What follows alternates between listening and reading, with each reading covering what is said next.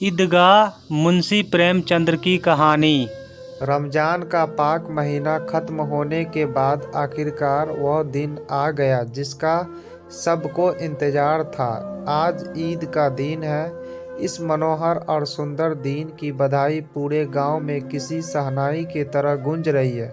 चारों तरफ हरियाली ही हरियाली नजर आ रही है। खेतों में अलग ही रौनक नजर आ रही है। हर जगह देखकर ऐसा लग रहा है मानो सूरज, नदियां समेत पूरा संसार ईद की बधाई दे रहा हो।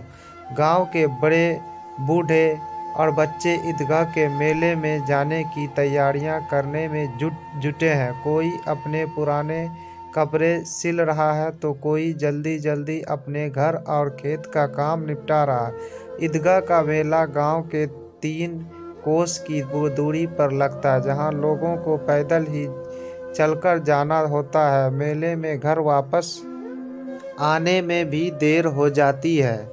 ईदगाह में जाने को लेकर सबसे ज़्यादा खुशी लड़कों में नज़र आ रही है। भले ही किसी न एक रोज़ा भी न रखा हो, लेकिन ईदगाह जाने की खुशी उनके चेहरे पर साफ है। पूरे महीने ये लड़के इस दिन का बेसब्री से इंतज़ार करते हैं। इन लड़कों को घर की परेशानियों से कोई वास्ता नहीं है। घर में सवैया बनाने के लिए दूध और शक्कर हो या न हो, इन्हें तो बस सवैया चाहिए। उन्हें नहीं मालूम कि उनके अब्बू गांव के चौधरी कायम अली के घर में भागते हुए जा रहे हैं ताकि उनके घर में आज ईद के दिन चूल्हा जल सके और वो अपने बच्चों को सवैया खिला सके। ये तो बस ईदगाह जाने की राह देख रहे हैं। एक तरफ बैठा महमूद अपने पैसे गिन रहा है। उसकी जेब से 12 पैसे निकले। महमूद के पास बैठे मोहसिन मियाँ भी अपने पैसे गिनने में लगे हुए हैं।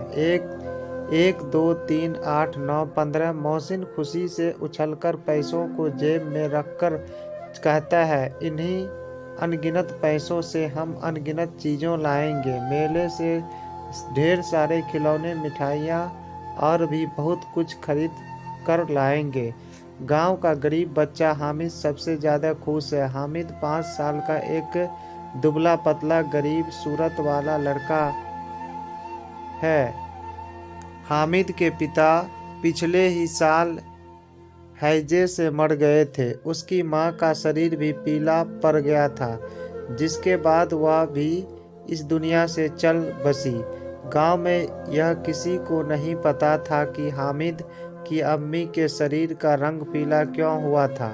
परिवार के नाम पर हामिद के पास एक बूढ़ी दादी थी जिसका नाम अमीना। अमीना ने हामिद को बताया था कि उसके अब्बा बहुत सारे पैसा कमाने गए और उसकी अम्मी अल्लाह के घर उसके लिए अच्छे अच्छे खिलौने लेने गए।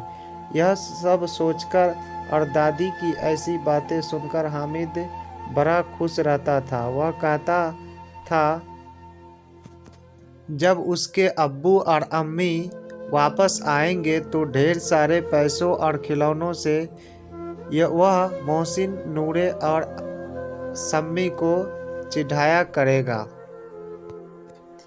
गरीबी से हामिद और अमीना दोनों ही वाकिफ थे। हामिद के पास एक भी जोड़ी जूते नहीं थे। उसके पास सिर्फ एक पुरानी और गंदी टोपी थी।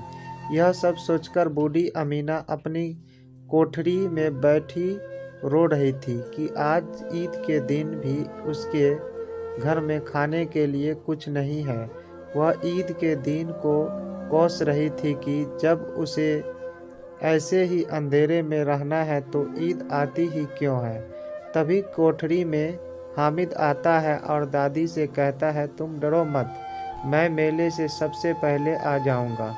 कुछ ही देर बाद गांव का एक दल सज धजकर मेले की तरफ निकल पड़ा। मेले के रास्ते में जाते हुए बड़ी बड़ी इमारतें, बगीचे, कॉलेज, क्लब सब दिखने लगे।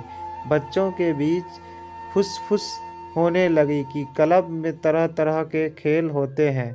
यहाँ बड़े बड़े आदमी और मैडम बैट से खेलती है।